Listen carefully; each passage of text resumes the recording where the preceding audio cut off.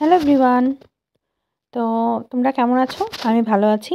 আজকে আমি চলে এসেছি আর একটা ভিডিও তোমাদের সাথে শেয়ার করতে। তো দেখতে পাচ্ছ ডিম, আমি আগেই ডিমগুলোকে সিদ্ধ করে খোসাটা ছাড়িয়ে নিয়েছি। এখন ডিমের মধ্যে আমি একটু লবণ মাখিয়ে নিচ্ছি। আজকে আমি করব ডিমের কোরমা রেসিপি। তো এর জন্য আমি নিয়েছি কাজু বাদাম, কিশমিশ আর কাঁচা লঙ্কা আমি পেস্ট করে নিয়েছি। এখন আমি কড়াইতে সাদা তেল দিয়ে নিচ্ছি।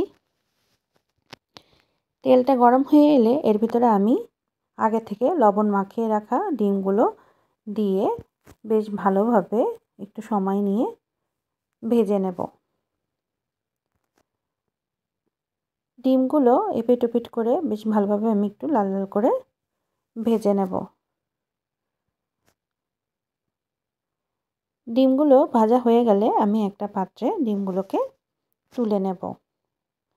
এখন ওই একই তেলে আমি কিছু গরম মশলা ফোড়ন দিয়ে দেবো, মানে দারচিনি, এলাচ, লবঙ্গ, তেজপাতা আর কয়েকটা গোলমরিচ দিয়ে দেব। দিয়ে কয়েক সেকেন্ডের জন্য একটু নাড়িয়ে চাড়িয়ে নেব। এবার আমি একটা বড় পেঁয়াজ ব্লেন্ড করে নিয়েছিলাম, সেটাই দিয়ে দেব। পেঁয়াজের পেস্টটা দিয়ে আমি এটাকে খুব ভালোভাবে একটু নাড়িয়ে চাড়িয়ে নেব।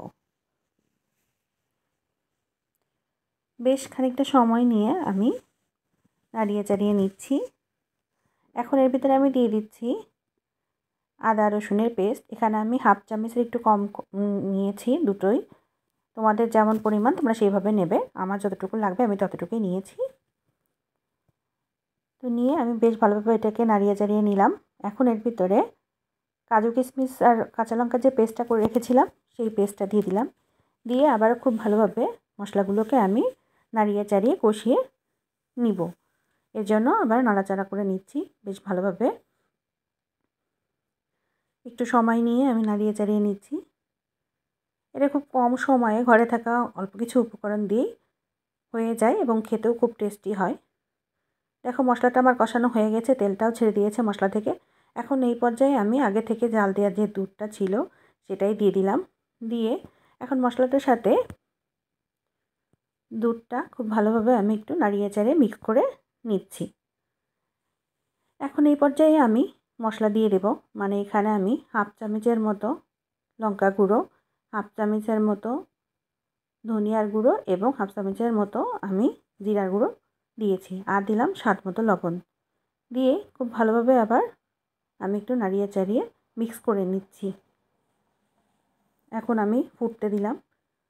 গ্রেভিটা যখন এভাবে ফুটে উঠবে তখন এই পর্যায়ে আমি আগে থেকে ভেজে রাখা ডিমগুলো সেগুলো সব দিয়ে দেব।